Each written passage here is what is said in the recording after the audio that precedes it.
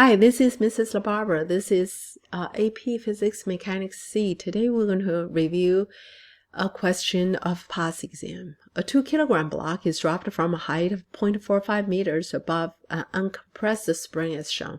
The spring has an elastic constant of 200 newtons per meter and negligible mass. The block strikes the end of the spring, sticks to it. A. Determine the speed of the block at the instant it hits the end of the spring.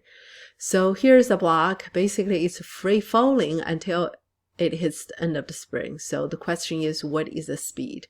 Because it's free fall, we know the acceleration, we're given the distance, we also know the initial velocity, so we can use kinematics equations. So from here, we can figure out, substitute the numbers in, you should have 3 meters per second. Part B, determine the period of simple harmonic motion. This is the last part of this lesson. That's chapter 13. If you have watched the videos, you should know T equals to 2 pi square root of m over k. And we know m is 2 kilograms. We know what k is. So we can figure out the period of the spring. Again, the period of the spring only determined by two things, determined by the mass and the spring constant. So it doesn't determine D. It doesn't matter how high the block is, the period stays the same. So the period in this case is 0.63 seconds. Part C, determine the distance the spring is compressed at the instant the block has maximum speed. So let's take a look at the motion of this block.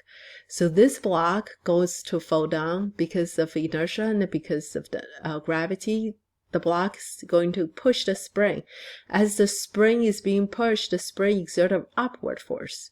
And as the block falls down more, that up force is going to be more. According to Hooke's law, F equals to kx.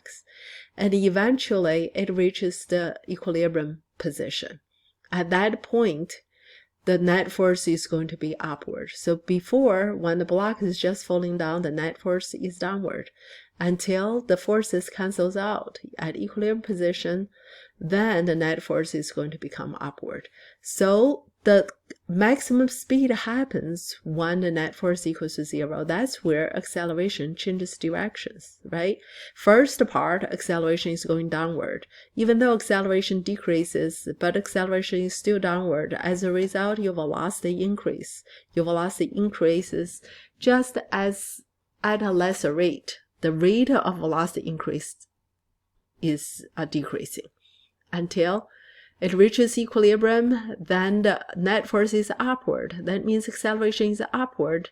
In that case, velocity has to decrease.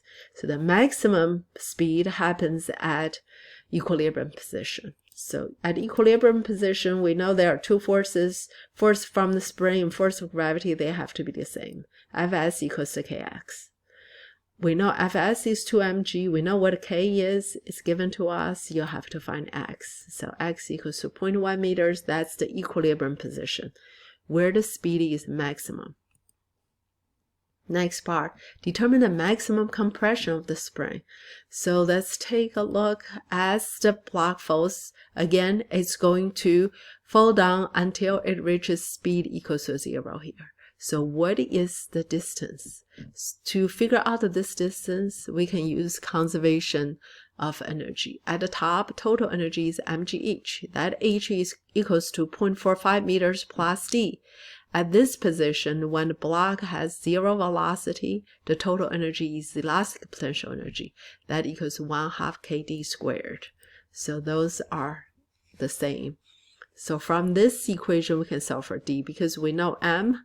We know k, so the only unknown is d. This is quadratic equation.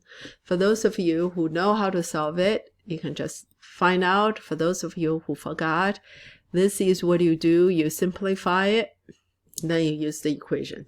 What does a mean? A is the coefficient in front of x squared, and b is the coefficient in front of x. B in this case is negative. C is the constant. Again, C is negative also. Substitute all the numbers in, you'll have two values, d equals to 0.41 or negative 0.21. So we know this negative does not mean direction. This negative actually means less than 0, so that's impossible. Why D doesn't indicate a direction? Because in this equation, D has no direction. Okay, this is energy, those are scalar quantities. So D equals to 0.41 meters. That's the answer. Last part, determine the amplitude of simple harmonic motion. So this block is going to vibrate up and down. We call that simple harmonic motion. What is amplitude? Remember, even in regions, we've learned amplitude of wave. This is the same idea. Amplitude is just the distance between the maximum displacement, maximum in this case compression or elongation, to the equilibrium position. Right? That is A. We just figure out the maximum. Maximum is 0.41. And from previous one, we have to find the speed, the position of the maximum speed. We figure out the equilibrium position as well. So we can subtract the two to figure out the amplitude, which is 0.31. That's it. I hope it helps. Thanks for watching. See you next time.